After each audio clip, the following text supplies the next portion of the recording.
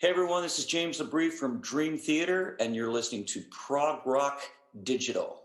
Welcome to Prog Rock Digital.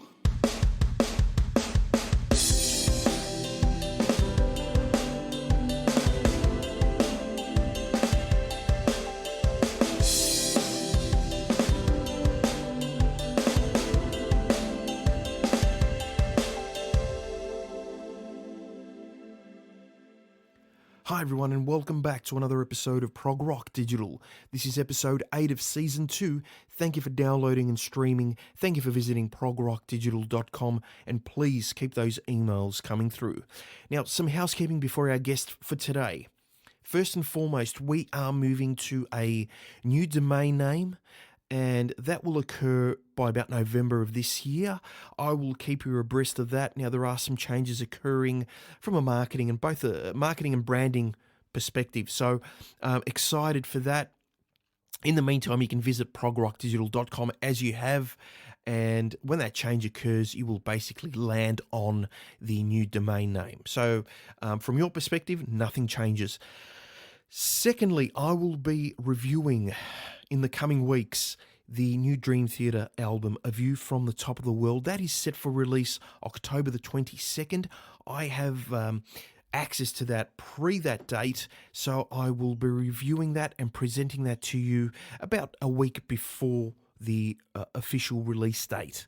Thanks to Kevin Chiramonte, the PR representative there, assisting Dream Theater with the release. So I do appreciate the early access. Now, with regards to our guest for today, it is Mark Zonder. I had Mark on the show back in December of last year. A lot's occurred since then.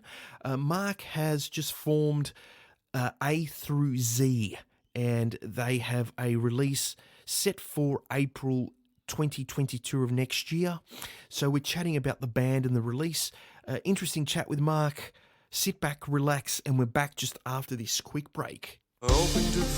Paris of Troy out through Ludos Records, their debut single, Torn Away. Australian prog at its best. Available for download and stream on all digital platforms.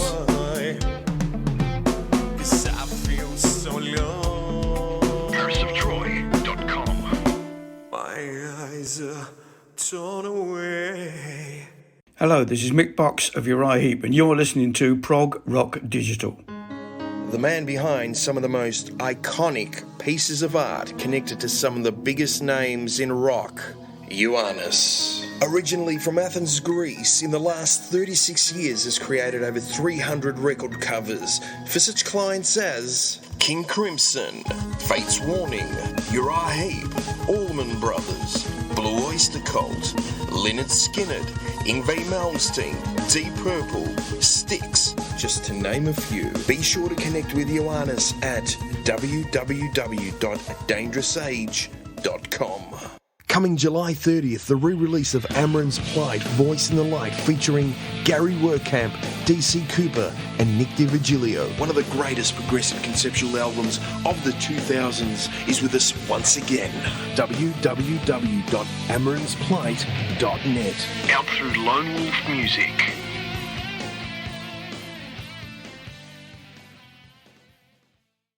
Falsett have released their debut album, We Follow or Lead the Way. Available to download and stream, visit falsett.co.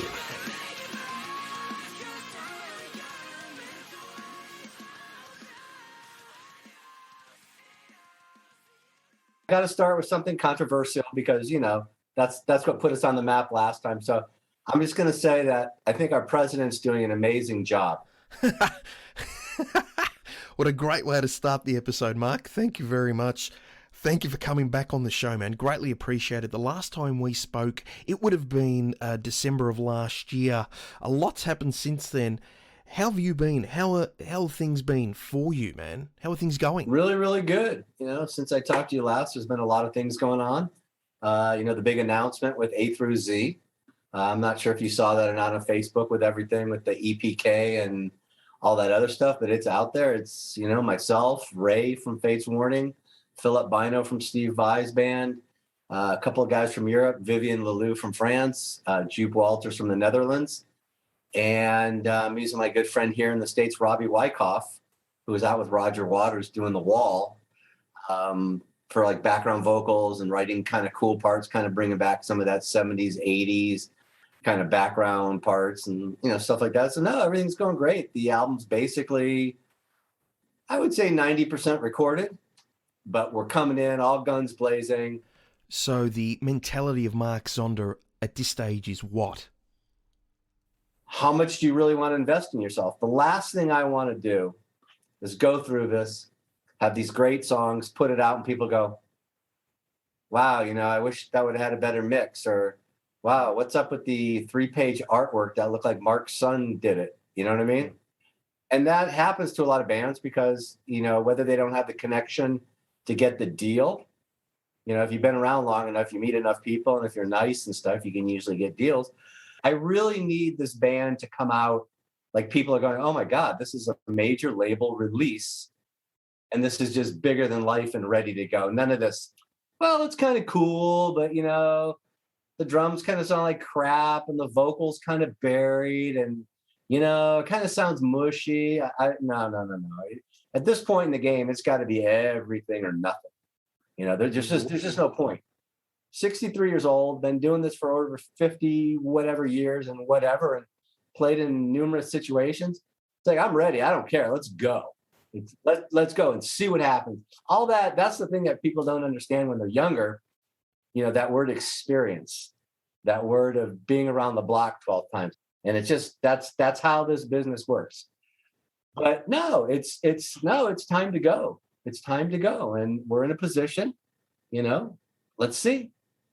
So Mark, is this a conceptual album? Absolutely not a conceptual album. It's basically trying to put 11 hit songs on a record.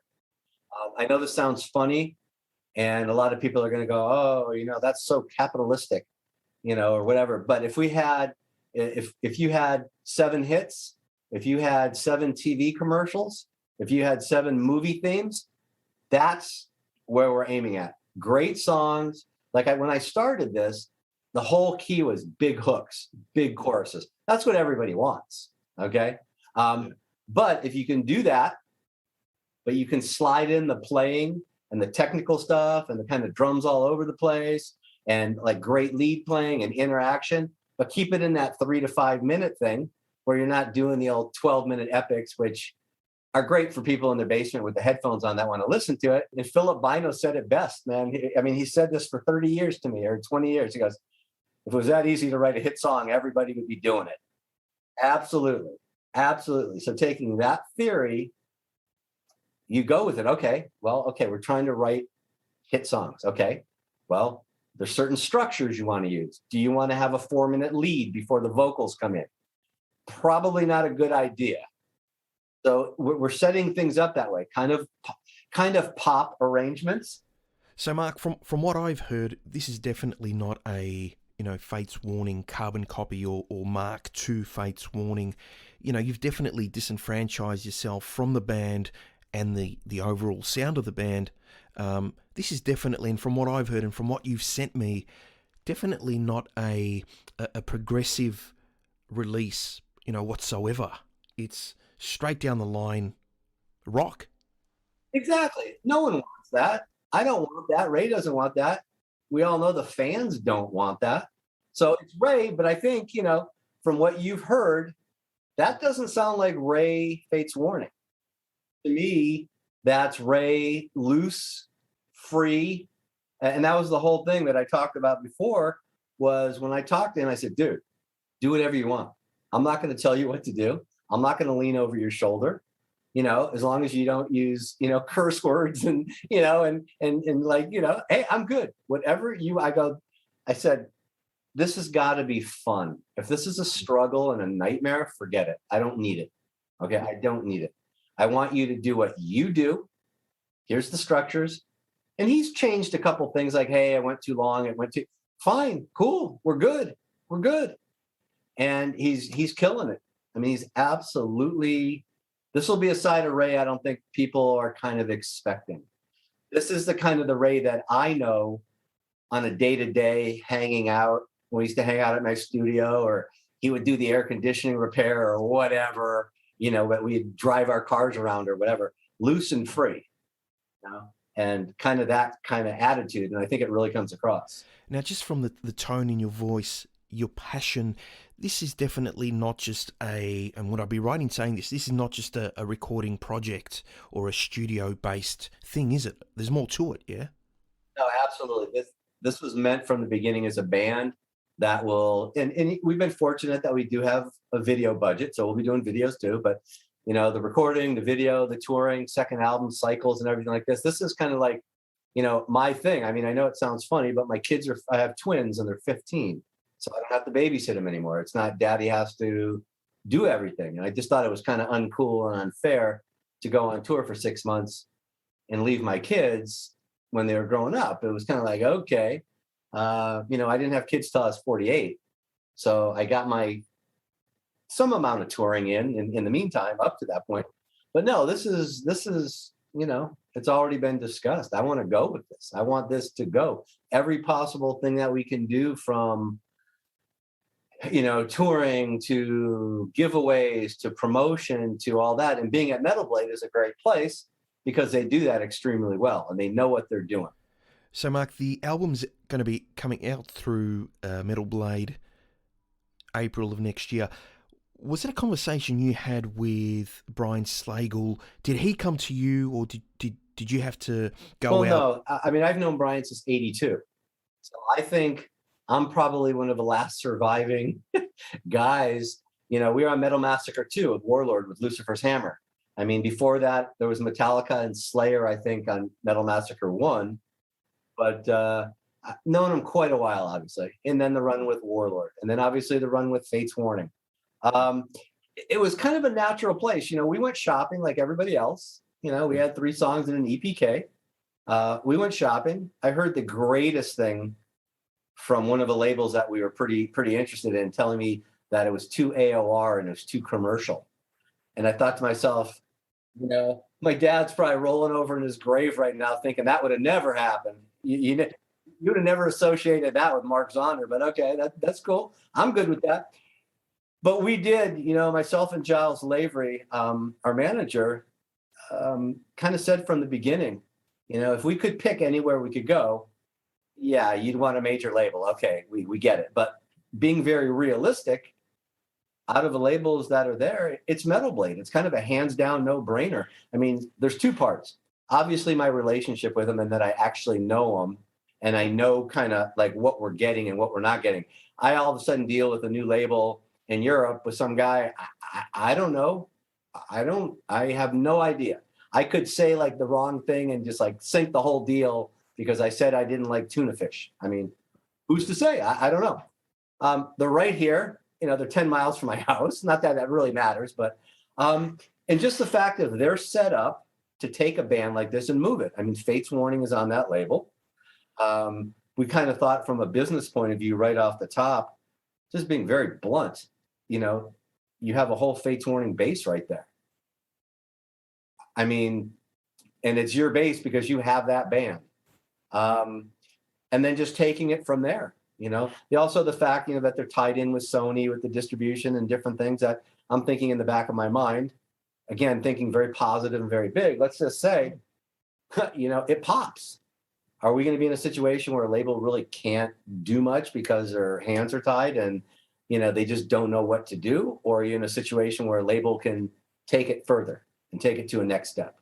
That kind of thing. So plus just knowing those guys for so long. I mean, everything from Brian to Tracy to Brian Ames, who's in the art department, that I've used outside of Metal Blade for 35 years or whatever it's been for other projects that I've had. And just being aligned with those people, it was just so natural. And it's right here, So if I really want to get in the car and drive 10 miles, I'll go over there and start throwing stuff around the office, So what's it like not having, Ray with you physically to lay down these tracks? Obviously, he's in Spain, you're in LA.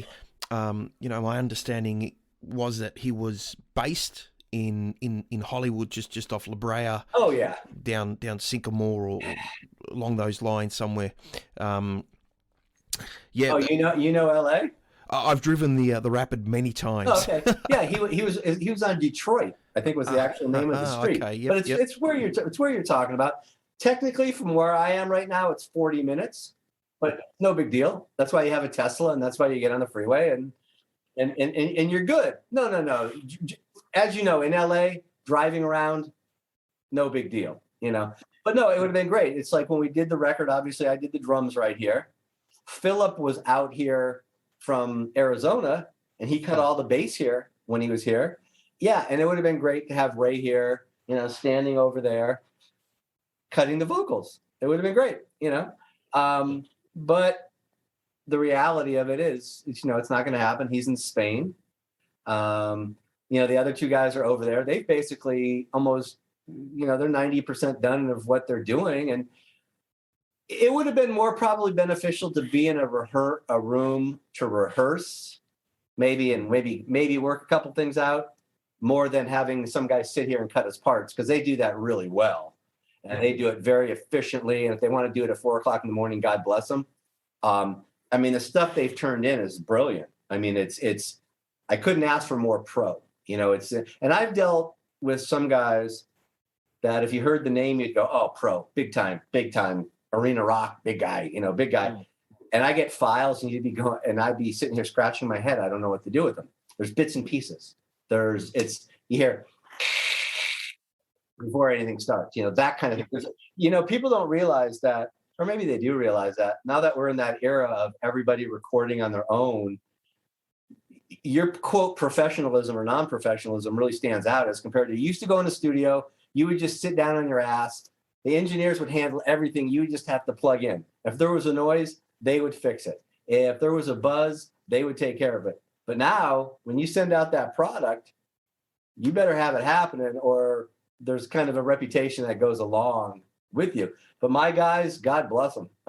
Flawless. Just, flawless, so it should be, a piece of cake to mix. None of this 6 things on one track and, and bad edits. It's like, it's perfect. It's perfect. So, but maybe getting together to actually running through stuff, even though we're really good at coming up with ideas and using the internet back and forth and going, hey, what do you think about this groove here and there? And, the cut and the paste and the fix it and cut it again and to put it where we want it. So we're pretty good at that. We're pretty good. So how is it working with Ray again after so long? It's classic Ray. It's like, I'm sure he's thinking, going, oh, it's Christ, it's classic Mark all over again. He's pushing me. He's being nice, but he keeps saying, okay, dude, where are the files? And oh, I know you're really busy, but kind of thing. And the funny thing about me and Ray is we're completely different kind of people. But it's great. It's great. I know he's kind of in a combination of life and musical career, he's kind of hanging right now. And I think I caught him at a really, really good time. I think there's no big secret about what's happening with Fates Warning or what's not happening or whatever. And I'm not going to speculate. It's not my position, but you can just read it in the press. You don't need me to tell you. Yeah, well, the last thing you would want to be is controversial, man. I already did that, I thought, at the top of the show, but no, there's nothing to be controversial about, everybody's kind of doing their thing. Bobby got a cool gig, and Jim's, put out his statements in his interviews, and I caught Ray at a perfect time, and it was just one of those ones. And I knew the minute he hit that first song off, I knew we were onto something. Just because probably because I auditioned 12 other guys, some big time, some not big time, and went, oh boy, not a clue of what's happening. And Ray got it. Because I remember talking to Ray years past, like on the bus or like when we'd hang out and stuff like that. And he's kind of, even though he's younger than I am, he's kind of got that, 70s, 80s kind of singer, kind of soul, kind of guy that he really likes that style of music. And I think he told me that when he was growing up, that's what his mom and dad used to play all the time.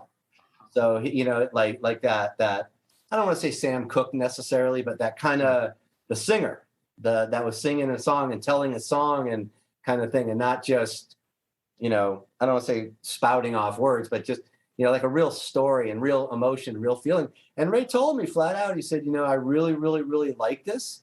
He goes, it's easy, but it's very difficult because I'm being very careful with every little thing, and it's all got to sit just right and everything like that. So he seems to be having a good time. He hasn't, told me to stick it in my ear yet. So, he's doing it. He's doing his thing. So, Mark, our listeners have now established that this release is in no way, shape or form a progressive or progressive rock release. It is pop, it is rock. If somebody randomly off the street was to come up to you and say, Mark, what does your band sound like? What would your answer be? What correlations are there? I would say Journey that everybody knows, mixed with a little Journey that a lot of people don't know on those first 3 records. There's a bit of jamming. There's a bit of kind of like Journey on steroids, maybe. And I can't just leave it at Journey. Again, just looking for that big chorus. I mean, it could be Jane by the Jefferson Starship. I mean, I think we have a little bit more playing going on, a little bit more interplay kind of thing. I'd like to be kind of known as a band where when someone goes to do your song, as much as they're doing it because they love it, and so everybody on the dance floor, let's say, wants to hear it, when they go to put it together, you're going, man, why doesn't this sound like what they sound like? Kind of like Toto. When you listen to it, you go, oh, this is no big deal.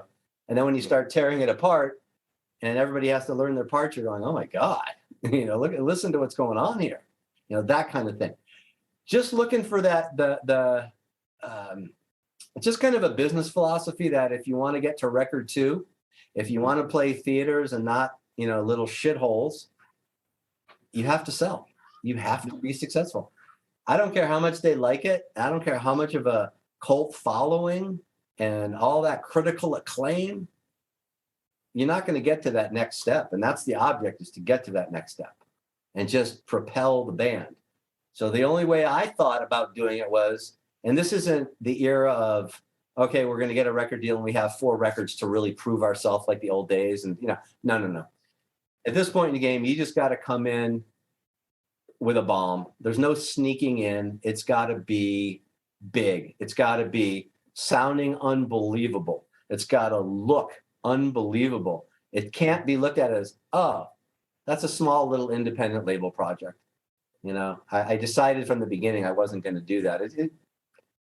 I've done a million of those. It's kind of like, okay, it's cool, it's cute, but no, it's going to come in big. Now, is this set for a vinyl release as well? Oh, absolutely. Absolutely. That's the beautiful thing with the artwork.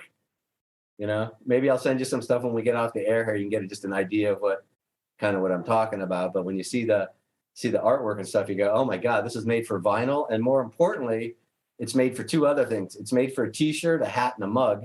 So clearly a 2-page booklet won't do the recording justice. I thought if I was going to do this, I wanted to do it the way I knew how to do it and the way I was kind of brought up. And it's like, you go big. You got the big booklet. The people that like this music and the fan base we're appealing for do not want a 2-page booklet that says, hey, go to our website. They don't want that. I don't want that. If I got that, I'm not even sure if I'd go to the website, to be honest. It's like that thing. Yes, I know we're not doing exclusively vinyl where kids sit around in the rooms with the record players staring endlessly at the covers. I know we're not quite doing that anymore, but a CD gets you to a point. And especially if you have artwork and you're going page to page, and it's like, that's what we're trying to do. That's how we're trying to present. It's all about presenting. And again, I think you have one shot to present something and kind of state where you're at. Because if you come out, kind of demo sounding recording, really half-ass kind of artwork, just because you can't afford it anymore. Not that it's bad, but it's just, you just can't afford it anymore. And people kind of see it and they get an opinion. That's kind of probably one of the reasons also.